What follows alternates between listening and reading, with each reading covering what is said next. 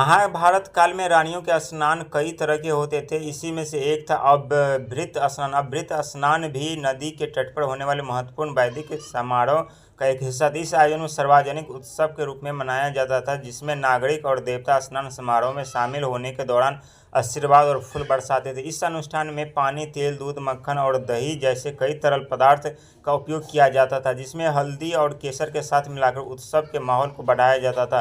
द्रौपदी सहित रानियों को रंगीन वस्त्र पहनाए जाते थे, गहनों को से सजाया जाता था, फिर वो उत्सव में हिस्सा लेती थी। राजसी जोड़े में अभृत स्नान के बाद हस्तिनापुर के नागरिक भी गंगा में स्नान करते थे। यह स्नान प्रथा न केवल व्यक्तिगत शुद्धि थी, बल्कि शाही योजनाओं के प्रति संपन्न उत्सव का सार्वजनिक प्रदर्शन भी था।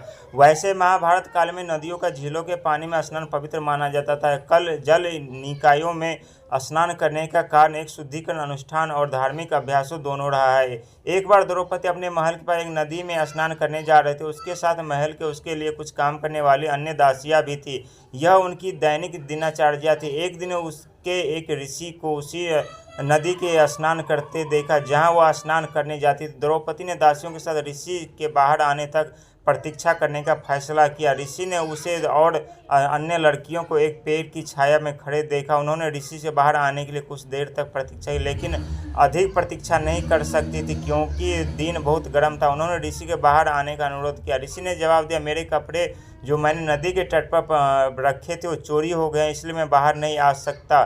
द्रौपदी को छोड़कर सभी लड़कियां खिलखिलाकर हंसने लगी। द्रौपदी ने कहा, मैं अपनी साड़ी का एक हिस्सा फाड़कर आपकी ओर फेंकूंगी ताकि आप उसे कपड़े अपने शरीर पर लपेट कर बाहर आ जाएं। ऋषि सहमत हो गए। द्रौपदी ने अपनी साड़ी का एक हिस्सा फाड़कर ऋषि की ओर फेंक दिया। ऋषि ने उसे पकड़ नहीं पाए। कपड़े का टुकड़ा नदी की धारा में बह गया। उन्होंने अपनी साड़ी का दूसरा हिस्सा फाड़ा, फिर से ऋषि की ओर फेंका। ऋषि फिर उसे पकड़ नहीं पाए। वह तीसरी बार अपनी साड़ी का टुकड़ा फाड़ने जा रहे तो ऋषि ने उसे रोक दिया। उसने कहा, यदि आप अपनी साड़ी का एक और हिस्सा फाड़ती हैं तो आपके पास खुद को ढकने के लिए शायद कुछ नहीं बचेगा, लेकिन फिर भी मैं आपकी मदद करना चाहता हूं। तो मैं आपके साथ आई दासियों में किसी से कपड़े का एक टुकड़ा मांग सकती थी, लेकिन न तो आपसे उनसे पूछा, न ही उनमें किसी से मदद की। इसके बजाय सभी मेरी स्थिति का मजाक उड़ा रही थी। सभी लड़कियों ने हंसना बंद कर दिया और खेद महसूस करना शुरू कर दिया। ऋषि ने आगे जाकर कहा, द्रौपदी, मैं तुम्हें वरदान देता हूँ कि अगर कोई तुम्हारे कपड़े उतार कर तुम्हारा गौरव छीनने की कोशिश करेगा तो यह कभी सफल नहीं होगा। धित क्रिया सभागृह में जब दुशासन ने द्रौपदी की साड़ी खींची तो इसलिए वो खींचती चली गई। हालांकि महाभारत में यह भी कहते हैं कि भगवान कृष्ण की वजह से हुआ है।